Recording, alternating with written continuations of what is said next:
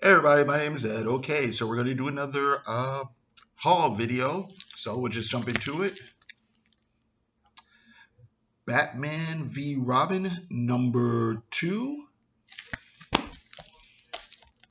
Ant-Man 2,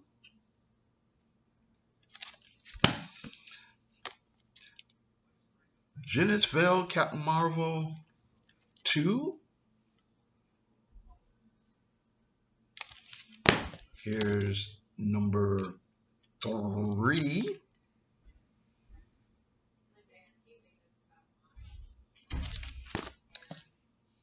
Hit Me number 3,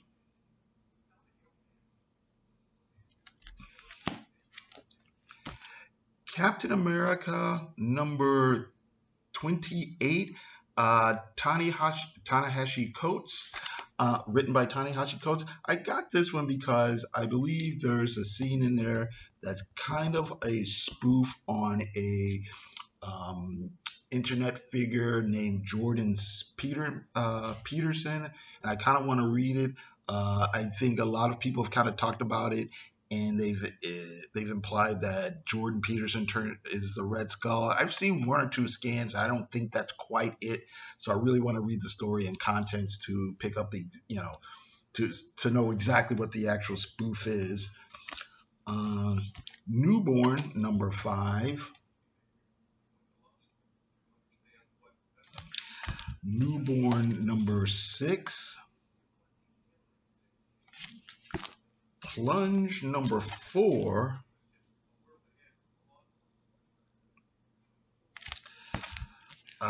Face number 1. I think this is just a one shot. I got this because this is Peter Milligan and Duncan Fegredo doing some offbeat thing. So I really enjoyed, Girl. They did one called Girl. They did Enigma. So I wanted to check this out. And I'm going to check out this. I've always heard about this comic, but I've never read it. So I finally getting around to it. Underground comic from the 70s. This is First Kingdom by Jack Katz. So this is number 1. Number 2.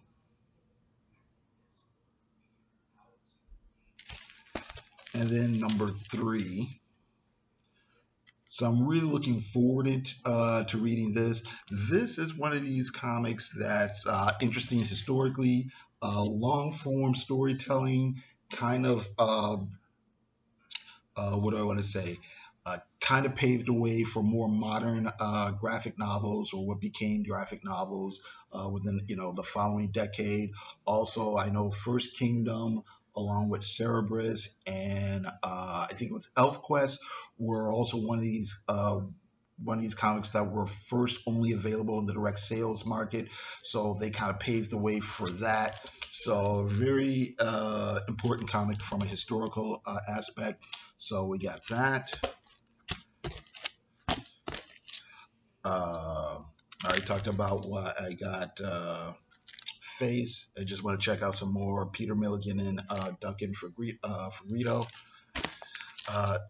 Plunge, pretty interesting horror comic by Joe Hill and Stuart Immonen. I always like Stuart Immonen's art. Newborn, solid crime comic. It's Chip Zdarsky and the artist Jacob Phillips. I'm surprised it doesn't get more attention these days, but it's really good so far. Again, I probably should explain about Jordan Peterson. Jordan Peterson was this guy who got pretty famous maybe a few years ago, kind of standing up to Canada's Bill C-16. And that bill, the whole point of it is they added trans people to the group of,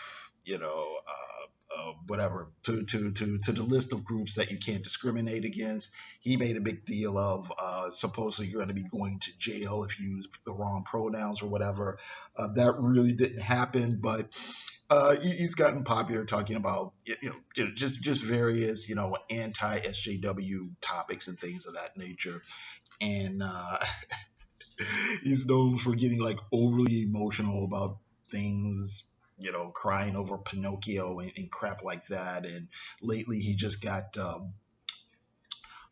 banned from Twitter or suspended for Twitter for using Elliot Page's for dead naming Elliot Page or whatever. But anyway, it's part of the whole sort of culture war sort of thing. So, like I said, I just I'm kind of curious as to how he's been spoofed in this, or yeah, how he's been spoofed in this, whatever. Anyway, hit me pretty solid. The writing I like the story. The art isn't as good, but basically a crime story about some woman who works in the kind of bondage kind of subculture, and then there's this stuff about jewels and diamonds and stolen money and blah blah blah blah blah. But like I said, the story I like, the art, it's okay-ish. Stories by Christina Faust, art is Priscilla Pintrates and Marco Lesco, I guess. All right, so I'm gonna keep up with that. Uh, Captain Marvel, Peter David, and the art is by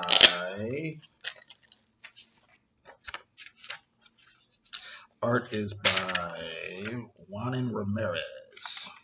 Okay, but really, that's kind of a fun, offbeat, inventive superhero story going back to uh, the status of these characters as they were in the kind of mid late 90s, picking up from there, or I guess kind of bringing them back to the modern day and just picking up, and it looks like they're kind of running with it. Like it says, offbeat, inventive type stories. So this has been fun so far. Ant-Man by Al Ewing, and the art is by eh,